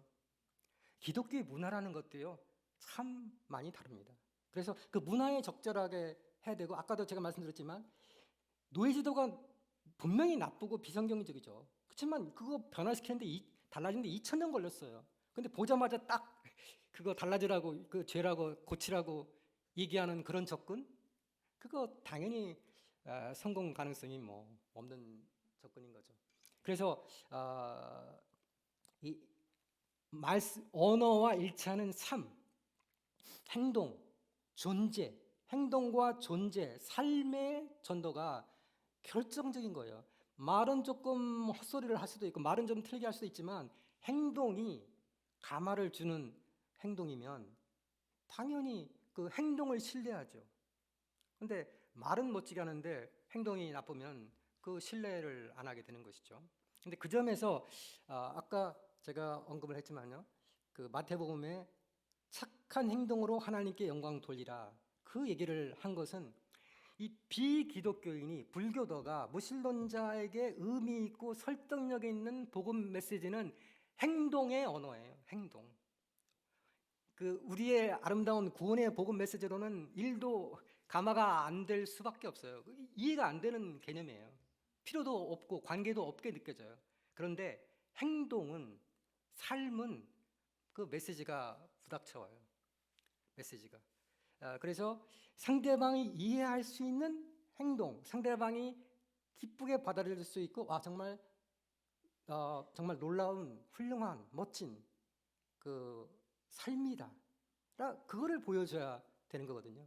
근데 그 점에서 지금 기독교인의 메시지는 그러니까 삶의 메시지, 행동의 메시지는 성경과도 일치하지가 않고 오늘날 다수의 사람들이 나쁘게 생각하는 그런 행동과 삶의 메시지를 계속 보내주고 있기 때문에 캠퍼스 선도가 안 되는 거죠. 제자협력이 안 될 수밖에 없어요. 그러니까 그 행동과 삶을 바꿔야 되는 거죠. 기독교 전체가 다 바꿔지고 교회 전체가 다 바꿔지면 좋겠지만 그거 당장에 그렇게 할 수는 없고요. 다만 나부터라도 우리 단체부터라도 학복협 우리 간사님과 리더부터라도 그런 거가 작은 행동 하나에서부터 달라지기 시작하면요. 내가 만나는 그 한 사람에게 어떤 임팩트를 줄 수가 있단 말이죠. 그러면 그 한 사람의 인식이 바뀌어지면 또 다른 사람 자꾸 번지게 되는 거죠. 그래서 존재, 행동, 삶, 상대방이 이해할 수 있는, 받아들일 수 있는, 긍정적으로 좋게 생각할 수 있는 그런 방식으로 계속 커뮤니케이션을 하는 거. 그게 바로 우리가 그 성육신적인 언어 번역, 삶의 번역이라고 할 수가 있겠습니다. 그렇게 보면 총체적인 복음과 관련이 된 건데요. 우리가 복음은 이렇게 그 영혼 구원로 그것도 좁은 의미에서는 그 우리가 세워야 할 하나님 나라 복음의 중요한 핵심적인 부분이지만요. 그와 함께 우리의 영혼뿐만 아니라 몸, 우리가 살고 있는 이 환경, 자연, 생태계, 하나님이 창조하신 피조물 전체의 회복, 그게 하나님이 궁극적으로 이루시는 거거든요. 이 세상을 파괴하고 새로 하는 게 아니고 이 세상을 새롭게 하시는 하나님의 궁극적인 회복의 역사 속에 우리가 있는데요. 그런 점에서 그 총체적인 복음이라는 측면에서 생태계 마지막 거 한번 보실까요? 그 캠퍼스의 복음 생태계를 어떻게 만들 건가 이런 부분이 그 우리 개개인의 그 전통적인 노력은 성경 공부에서 신앙을 갖고 구원을 얻고 그리고 개인적으로 경건한 삶 살기 그리고 선교 전도하기 여기거든요. 그런데 그 데이비드 베빙턴이라는 영국의 유명한 기독교 역사 신학자가 있는데요. 그 사람의 복음주의의 정의에 보면 회심주의, 십자가 중심주의, 성경주의와 함께 행동주의가 있어요. 행동주의. 행동주의가 중요한 부분인데요. 그 기독교의 복음은 그 믿음으로 구원받고 천당 가는 거가 중요한 한 부분이지만 그 믿어가지고 뭐 할 건가에 있어서 그 점에 있어서 복음의 가치, 성경의 가치와 일관된 거는 복음의 내용인 하나님께 영광, 하나님을 사랑하고 이웃을 사랑하는 거 아닙니까? 하나님 사랑, 이웃 사랑. 우리가 살고 있는 이 세상, 우리가 살고 있는 이 공공의 영역 속에서 착한 행동으로 영향을 끼치는 거, 착한 행동을 해야 그 행동을 보고 하나님의 존재를 인식하고 하나님께 영광이 돌아가는 거거든요. 그런 점에서 이제 공공생활 영역, 사회의 삶의 영역에 어떻게 그 행동으로 삶으로 복음을 나눌 수 있을 것인가, 이 점이 우리가 매우 고민해야 될 영역이 아닌가 이런 생각이 듭니다. 아마도 이런 부분은 IVF가 아마도 잘한 부분이 있을 것 같고요. 그런데 이제 아까 80년대는 캠퍼스가 그 한국의 변화를 일으키는 어떤 그런 중심지였고 지금은 광장으로 변했다고 그러는데 그게 다시 캠퍼스로 돌아오는 데 있어서 우리가 아까 운동성이라 대해서 대표님도 말씀을 하셨는데 이게 운동성이 있고 사회를 변화시키는데 지금은 기독교가 하는 일이 없단 말이죠. 교인 숫자, 교회 크게 하는 거 말고 선교 전도는 다 기독교인들의 스토리잖아요. 대부분의 사람들하고 무슨 관계가 없잖아요. 대부분의 사람들에게 관계 있게 만들어주는 거, 그게 인간의 존엄성을 세우고 공공선을 위해서 기여하는 거, 이 부분에서 기독교인의 기여가 있어야 되고 그 출발점은 저는 대학교 캠퍼스에서부터 시작돼야 된다고 봐요. 제가 수영로교회 가서도 이런 얘기를 한 적이 있었는데요. 그분도 그런 사회에 대한 책임감에 대해서 굉장히 교회의 책임에 대해서 얘기를 하시더라고요. 그런데 참 교회가 이렇게 바꿔지는 거가 참 쉽지가 않더라고요. 기존에 하던 거가 늘 전도 선교 중심이다 보니까요. 그런데 우리가 전도와 선교를 한쪽에 치우치자는 게 전혀 아니고 이 공공선의 영역을 우리가 실천해야 될 그 복음에 따라 살기의 내용을 개인의 어떤 윤리 차원에서 공공선과 이 세상에 고통하는 사람들의 문제를 해결하는데 기독교인이 적극적으로 기여를 하게 될 때 뭐 통일도 그 중에 하나가 될 수 있겠고요. 수많은 영역이 있겠죠. 환경도 있겠고 뭐 사회 정의 문제도 있겠고 구제 문제도 있겠고 많은 문제가 있을 텐데 거기에 우리가 혼자서 뭐 하기는 쉽지가 않으니까 이런 부분에 서로 우리가 협력할 부분이 있지 않을까. 잘하는 단체 중심으로 해서 또 같이 이렇게 협력을 하면 훨씬 더 그렇게 해서 생태계를 만드는 거, 기독교인의 이미지를 바꾸는 거, 이런 부분이 중요하지 않을까. 그래서 공간 중심, 이제는 성육신이라는 게 과거에는 학원 복음화 단체, 지부, 그게 캠퍼스 밖에 있든 뭐 캠퍼스 안에 있든 그 지부 중심으로 거기 학생들을 데리고 와서 성경 공부, 수학에 이런 거 해서 성경 공부. 이게 카멘시 방식이거든요. 와서 보라. 이게 제가 영국 교회 가고 독일 교회 봐도 카멘시 이런 거 많이 붙여져 있더라고요. 저는 이게 비성육신적인 방식이라고 생각을 해요.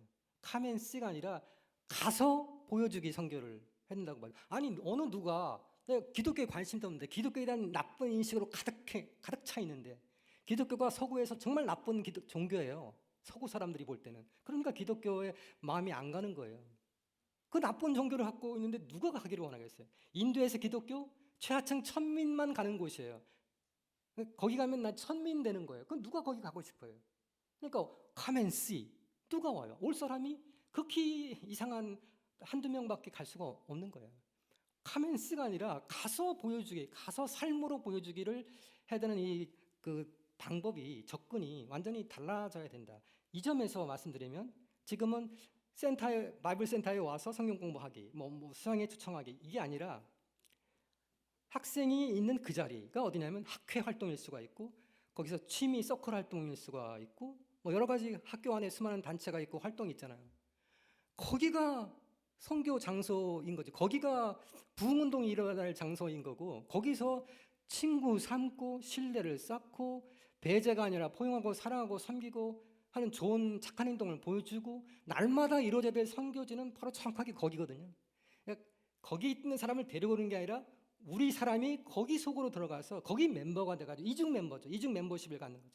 거기 들어가서 거기서 선교 활동을 하는 거죠. 그러면 내가 어떤 클럽 활동에 갔는데 거기에 뭐 ESF도 있고 뭐 무슨 단체도 있고 여러 단체가 거기 같이 들어가는 거죠. 그러면 한 명 있을 때보다 기독교인이 둘 있고 셋 있고 그러면 거기서 협력이 이루어지는 거죠. 그리고 이제 그 독일 SM대를 보면 그 과학기술 연구소가 과학과 신앙 연구소가 있어요. 그래서 그거에서 그 이제 토론회 이런 거를 해서 신앙과 과학 이게 다른 것이 아니고 이 신앙과 과학을 수용해서 어떻게 조화롭게 신앙생활할 것인가 이걸 탐구 연구해서 이렇게 이거를 일반 사람들에게도 같이 공적인 토론을 하고 말이죠. 그래서 그런 부분에서 서로 지금 대학생 생겨나는데 가장 큰 어려운 점이 이런 과학기술주의 도전이라든지 수많은 그 도전이나 어려움이 있거든요. 그런 것들에 대해서 공개 토론이나 아니면 여러 가지 그 활동들을 통해서 그런 거에 의문점을 갖고 있고 고민하고 있는 기독교인들도 있고 또 그런 거에 대해서 부정적인 생각과 편견으로 가득 차 있는 또 비기독교인들도 있고 그런 사람들이 만나고 대화를 통해서 간격을 좁히고 이런 활동들을 꼭 학복협의 그런 자원과 사람으로 뭐 다 감당이 안 될 수가 있겠죠. 그러면 그 학복협 바깥의 그런 단체와 네트워크를 가지고 어떤 사람을 이렇게 강사로 뭐 하고 뭐 다른 같이 참여해서 그거는 어떤 그 힘든 일이 아니라 바로 자신의 사역과 직접적으로 관계가 될 수 있는 일이고 학생 리더와 학생들의 고민을 풀어주는 그런 내용이 될 수가 있겠고요. 그런 부분을 잘 만들어 나가는 공간이 아니라 이런 그 외부 공간이 아니라 내부 공간 이게 내부자 선교의 원리가 지금 그 매우 중요한 현지인 중심의 또는 내부자 중심의 원리가 선교에서 중요한 선교 원리거든요. 그런 부분을 적용한다면 그런 식으로 우리가 캠퍼스 환경을 바꾸면 훨씬 낫지 않을까. 제가 여기까지 하고 마치겠습니다. 혹시 질문 있으면 마지막 저거는 마지막 아마추어리즘의 그 영성 이거 혹시 아마추어라는 영화 2025년 나온 영화인데요. 저 사람이 뭐 필드에서 뛰는 그런 전문가는 아니거든요. 그러니까 뭐 그 싸움을 잘하고 뭐 그 총 잘 쏘고 뭐 그런 사람이 전혀 아니고 사무실에서 일하는 그 암호 해독하고 뭐 이런 사무실에서 분석하고 해독하는 전문가인데 자기 아내가 죽었죠. 그래서 그 과정에서 뭔가 문제점을 찾고 불이한 걸 찾고 그걸 해결하기 위해서 정말 전문가도 필드에 있을 때는 전문가 못지않게 멋지게 복수를 하고 뭐 일을 처리하는데요. 이게 아마추어라는 게 꼭 전문성이 없는 사람 뭐 이런 개념이 아니고 일에 대한 어떤 것에 대한 열정과 사랑을 갖고 그것에 헌신하는 그런 순수한 헌신의 태도가 아마추어가 아니겠는가. 그런 점에서 캠퍼스에서 정말 필요한 사람은 어떤 대단한 전문가나 무슨 큰 지식이나 아니면 많은 자원, 큰 재정 지원, 많은 그 동료 멤버들 이게 아니고 정말 캠퍼스와 사람들을 사랑하기 때문에 사랑하는 사람, 연인, 하나님이 쓰시는 사람은 전문가보다는 사랑하는 사람, 그 캠퍼스 대학생들 사랑하는 사람, 그런 사람 하나님이 찾으시고 주신다. 그런 점에서 우리가 세련됨보다는 진정성, 그리고 관리보다는 관계, 전문성보다는 사랑으로 하나님과 세상을 잇는 다리가 되면 좋겠다. 그런 얘기를 하면서 마치겠습니다. 감사합니다.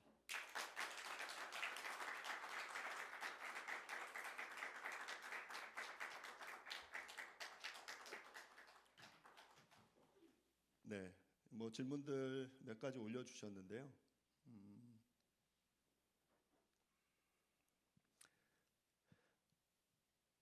단체의 교육 방식과 훈련 방식이 있는데 그걸 수정하면서 아마추어리즘의 영성을 사용할 단체의 리더십이 있을까요? 실제 요즘 어느 단체는 단체의 교육과 모임에 함께 할 수 없는 학생들은 자연스럽게 나가게 되거나 받지 않는 상황들도 보게 됩니다라고 질문을 해주셨는데 혹시 코멘트를 좀 해주시죠. 네, 그거 아주 본질적인 질문이라는 생각이 드는데요. 이제까지 했던 거 방식과 뭐 절차에 만족한다. 그리고 그냥 이대로 나는 가겠다라는 단체나 개인도 있을 거예요. 그런 경우는 그게 불가능하겠죠. 그렇지만 이제까지 우리가 해왔던 방식이 적절한가? 이게 성경적인가? 이게 선교적으로, 문화적으로, 전략적으로 적절한가? 이 점에 대해서 질문 또는 고민을 하는 간사님과 단체와 그런 사람들이 있다면, 그러면 이제 나와 다른 어떤 접근 이야기들에 대해서 이렇게 개방적으로, 포용적으로 또 같이 생각하면서 고민하면서 어떤 접점을 찾아가고자 하는 그런 노력을 기울일 수 있지 않을까. 제가 선교제를 보니까 이제까지 해왔던 그 방식이 그대로 있어요. 근데 그걸 바꾸려면 너무너무 힘들어요. 그러면 그 후원비도 끊어질 것 같고 내가 어떤 선교 이제까지 했던 방식으로 평가를 하기 때문에 그 방식으로 해야 내가 계속 선교비를 후원받을 수가 있어요. 그러니까 어떤 것이 적절하고 성경적이고 효과적인 방식이라고 소개를 해줘도 그렇게 안 따르는 분들이 다수더라고요. 그래서 그게 매우 어렵다는 것은 저도 깊이 인정을 하지만 그러나 그 점에서 아마추어리즘이 필요한 거죠. 정말 하나님을 사랑하고 하나님이 주신 그 소명을 사랑하고 캠퍼스를 사랑하고 그래서 뭐 복음이 가는 데까지 가고 성경이 가는 데까지 가고 하나님이 원하시는 걸 하겠다는 그 정신이 있다면 바꿀 수 있지 않을까요? 이게 아무리 좋은 거라도 그동안에 성공했던 방식이라도 바로 그 방식 때문에 사실은 지금 그게 장벽이 돼가지고 어려움을 주고 있는 거거든요. 그걸 다 때려 부수고 새로운 것으로 바꿀 수가 있죠. 어떤 사람에게는. 그래서 그 한 사람이 또는 그 한 단체가 그런 일을 시작해서 어떤 일이 벌어지면 또 다른 분에게도 또 영향을 끼칠 수가 있고요. 그러기를 바라는 기도하는 마음입니다. 예. 다음 질문 좀 보면요.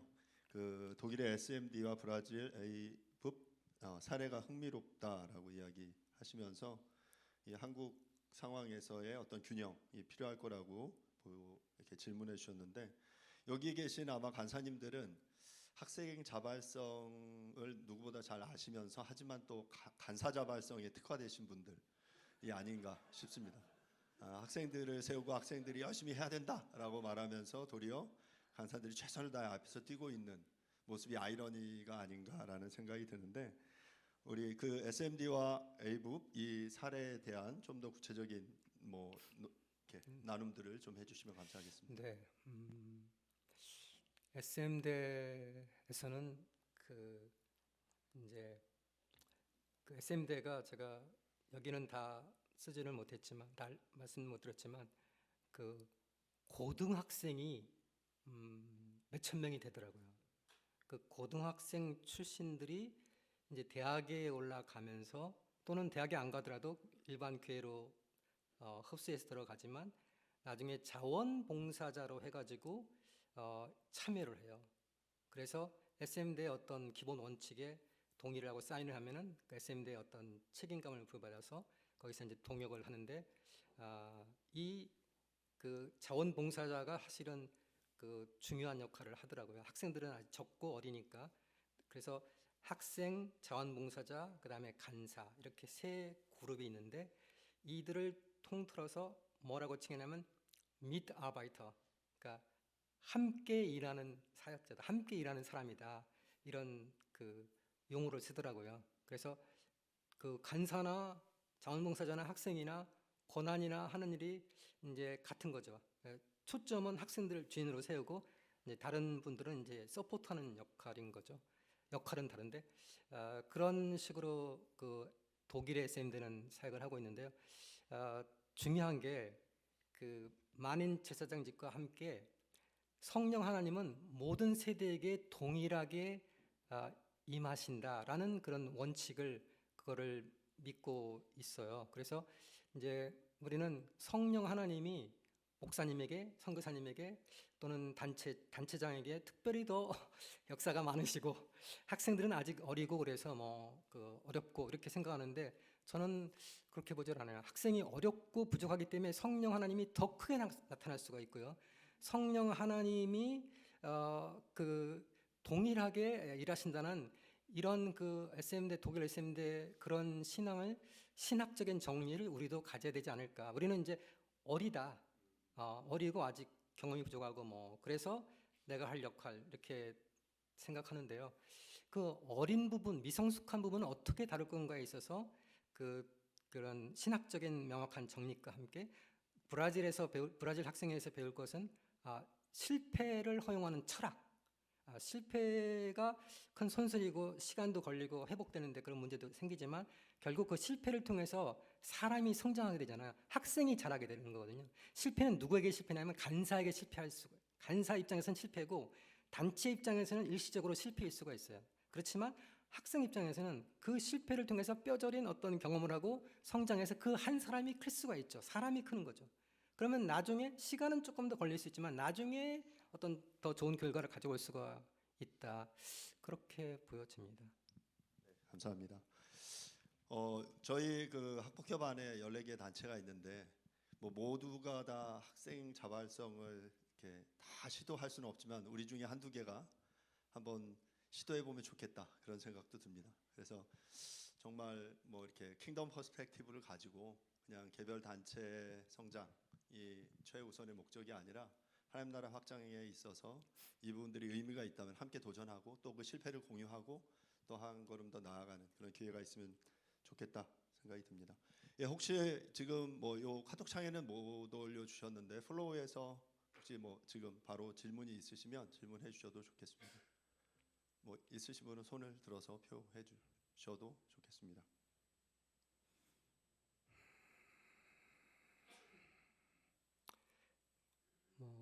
아까 그 부분과 관련해서 한 가지만 조금 더 추가하면요. 제가 이 어떤 혁신, 새로운 시도, 지금 제가 말씀드린 여러 가지가 어떻게 보면 우리에게 익숙하지 않은 걸 수가 있고 새로운 걸 수가 있고 또 기존의 틀이 있기 때문에 바꾸기도 어렵고 사실 제가 말하는 내용에 대해서 대부분 저도 해보지 않은 것들이에요. 그런데 신기하게도 한국 빼고 다른 나라에서는 브라질, 아프리카, 심지어 아프리카 또 미국, 또 영국, 독일에서는 학생 주도권이 아주 일반화되어 있더라고요. 아예 간사는 학생을 위해 존재하는 거라는 이런 생각들이 그리고 거긴 평등주의 세계관이 많잖아요. 서구는 특히. 그래서 그런 부분이 명확한데 한국은 그 점에서 굉장히 어려운 유교 문화가 있기 때문에 그러긴 하지만 그러나 제가 이제 그렇게 학생 주도권 했을 때 장점과 단점, 문제점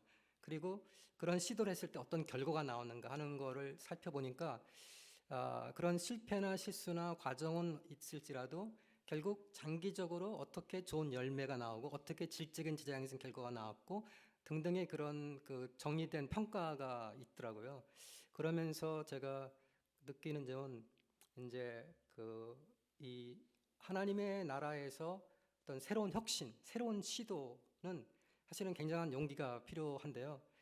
큰 데에서는 잘 실행하기가 어렵다는 생각을 해요. 그거를 바꾼다는 게 그게 어려우니까요.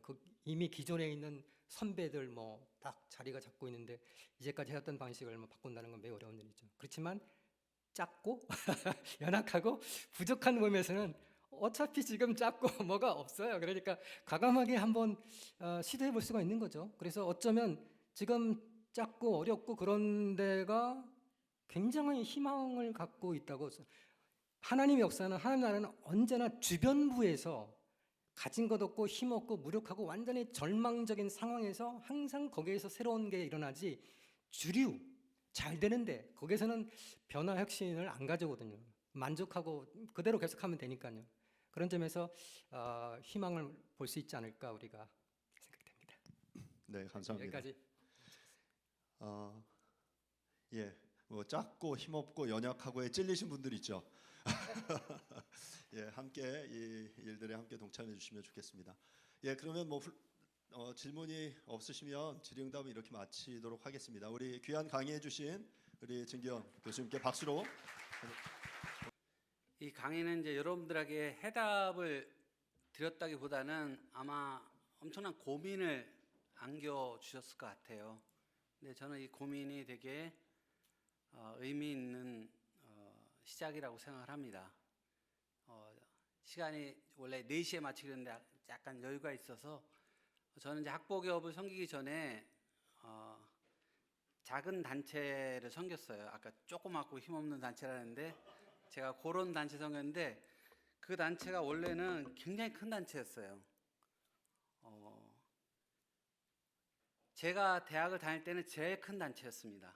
근데 하여튼 내부적인 어려움으로 둘로 나눠졌고 그 나눠진 단체도 워낙 큰 단체였기 때문에 나눠졌어도 엄청나게 컸는데 10년 동안 진짜 박살이 났습니다. 예. 그래서 나눠질 당시에 학생들이 1,500명이 딱 있었는데 10년 동안 쫙쫙쫙쫙 줄어들더니 100명 이하가 됐습니다.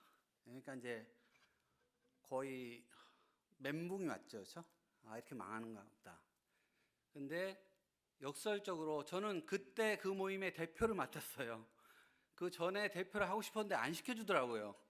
그러더니 모임이 망할 것 같으니까 그래 네가 한번 해봐라. 그래서 제가 이제 맡았는데 전 그때 이제 좋았던 게 그러니까 지금 말씀하시면 어차피 이렇게 망한 거 우리가 좀 근본부터 다시 세우자. 그래서 저는 이제 학생 자발성을 세우려고 하는데 아까 우스갯소리로 했는데 제가 어려웠던 거는 간사님들의 자발성이 너무 컸어요. 간사님들이 너무 열심히 하려고 하고 막 이게 가니까 항상 간사가 주도하고 학생이 따라가는 구조가 되더라고요. 그래서 저는 이걸 깨트리려고 무지 노력을 했는데 어쨌든 제가 이렇게 만족할 만한 정도는 아니었지만 하여튼 학생 자발성 기초에서 이렇게 아마추어리즘을 다시 회복하는 그런 방향으로 했을 때 저는 80년대 대학을 다녔는데 그때 그런 그 복음 역사는 다시 일어나지 않을 것 같은 저뿐만 아니라 많은 분들이 그렇게 생각했는데 저는 그게 지금도 가능하다는 걸 확인했습니다. 그래서 그 모임이 지금도 작은데 그 안에서는 학생 주도적인 그런 사역이 상당 부분 일어나고 있어요. 그래서 저는 이제 이 강의를 제가 이렇게 부탁하고 이 주제를 제가 잡은 것도 뭐 제가 잡은 건 아니고 이 아마추어리즘의 회복이란 말은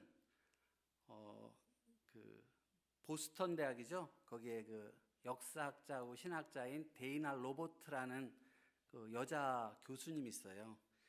그분이 한 얘기예요. 그래서 아마추어라는 게 아까도 말씀하셨지만 뭐 이렇게 프로는 이제 아주 그 전문가적인 그런 것도 있지만 또 하나는 직업적인 거잖아요. 반면에 아마추어는 직업적으로 하는 건 아니잖아요. 정말 그 뭐 축구를 아마추어 축구가 된다면 그 축구를 사랑해서 야구를 사랑해서 뭔가를 사랑해서 그렇기 때문에 어떤 면에서는 프로보다 훨씬 더 열정이 있거든요. 근데 저는 캠퍼스 사역은 항상 아마추어 사역이라고 저는 판단했습니다.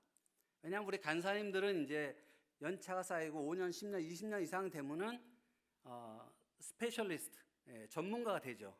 그렇지만 대학생들은요, 예수님 오실 때까지 아마추어입니다. 왜냐하면 계속 새로운 들어오기 때문에 우리는 뭐 10년, 20년 했기 때문에 그런 게 보이지만 학생들은 이제 고등학교 졸업하고 하기 때문에 그 학생들 항상 처음 해보는 거고 잘 못해요. 그런 면에서 어설프고 아마추어죠. 근데 저는 그들이 주도성을 갖고 자발성을 가질 때 무브먼트가 일어난다고 생각했어요. 제가 이제 학보기업에 참여하고 또 학보기업 대표로 섬기면서 선교단체 여름 수련회 다 이렇게 하면서 느끼는 거는 첫째는 너무 감사해요. 어떨 때는 제가 집회 몰래 가서 이제 뒤에서 하기 때문에 여러분들 모를 텐데 제가 너무 감사해서 울고 올 때가 많습니다. 아, 이렇게 어려워도 하나님은 어려운 대로 또 역사하시는구나. 이걸 보고 너무 감사한데, 또 한편으로는 너무 아쉬운 게 이 어떤 그 아마추어 20대 청년들의 그 모임에서 나올 수 있는 무브먼트가 별로 없어요. 다 간사님들이 가르치고 훈련해서 뭔가 이렇게 그 매니지먼트하는, 관리하고 그런 게 너무 이렇게 깊이 자리 잡고 있구나. 그걸 보면은 되게 안타깝고, 아, 이걸 어떻게 바꿀 수 있을까? 더군다나 바꾸려면 뭐 제가 바꾸자고 해서 바뀌는 건 아니잖아요. 각 우리 그 단체마다 리더십이 있고 또 우리 그 섬기는 분들이 있는데, 그래서 이분들이 뭐 한 번에 안 바뀌고 그렇겠지만 여기에 어떤 문제의식은 같이 공유를 해야 되겠다. 그 생각을 오래전부터 했습니다. 그래서 이런 주제로 이번 청년 사역자 컨퍼런스를 준비했고요. 여기에 작게 써 있어서 보일지 모르시겠는데 계시록 2장 4절 5절에 나오는 말씀이거든요. 하나님께서, 예수님께서, 성령께서 그 책망하시는 음성이죠. 거기에 보면은 내가 굉장히 훌륭한데 처음 사랑을 버렸다. 그래서 네가 지금 이 어디서 떨어졌는가를 이렇게 보라고 하시는데, 그때 지적한 게 처음 사랑을 버렸다 그랬어요. 근데 저는 저 처음 사랑이라는 거 할 때마다 저는 대학교 1학년 때 예수님 영접한 그때를 항상 떠올리거든요. 그때는 제가 예수님 사랑하고 하나님 사랑하고 캠퍼스를 사랑하고 영혼을 사랑하는데 진짜 아무 이유가 없었어요. 아무 이유 없었고, 제가 어떤 제 모교에서 제가 그때 학생들을 이렇게 리드할 때 저희 모임만 학생들만 200명이었어요. 한 모임이. 다른 단체들도 잘 됐죠. 근데 그때 제가 200명이나 되는 학생들, 후배들을 제가 막 이렇게 뭔가 사역을 막 들썩들썩하게 했어요. 그런데 제가 나중에 신학을 공부하고 제가 지금 돌아보니까 그때 제 나이가 25살이었습니다. 뭘 알았겠어요, 제가요. 그런데 그때 저에게 딱 하나가 있는 게 처음 사랑이었어요. 처음 사랑은 아마추어 사랑이거든요. 막 우리 첫사랑이 막 성숙하고 막 스킬풀한 그런 사랑이 아니잖아요. 되게 풋풋하고 실수도 하고. 그런데 저는 거기에 힘이 있다고 보는 거예요. 그래서 저는 캠퍼스 사역이 우리가 부족한 게 많이 있지만 적어도 우리가 저거를 회복하면은 또 그 속에서 하나님 역사하시고 또 이렇게 새롭게 우리를 통해서 하나님의 역사가 이렇게 앞으로 나아가지 않을까. 이런 뜻에서 제가 저 주제를 잡았습니다. 한번 따라해 볼까요? 처음 사랑, 처음 행위.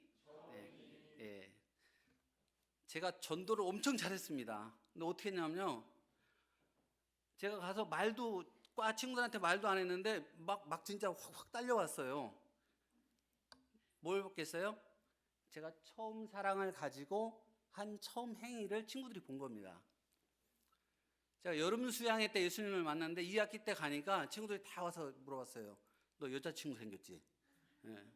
왜냐면 1학기에 맨날 술 퍼먹고 데모하고 하여튼 제 모습 있잖아요. 2학기 때 그게 온데간데 없이 바뀌었거든요. 그걸 보고 친구들이 온 거예요. 분명히 뭐 있다. 그래서 우리가 하여튼 우리는 이미 이제 간사님들은 약간 프로페셔널한 있지만 우리가 돌보는 학생들, 또 그 학생들이 전도에 대해 걔들은 다 아마추어입니다. 그래서 우리가 너무 이제 우리 눈높이에서 보지 말고 그 학생들 눈높이에서 아마추어리즘을 회복하는 그런 사역으로 우리 학보기업 소속 모든 단체들이 나아갔으면 좋겠습니다.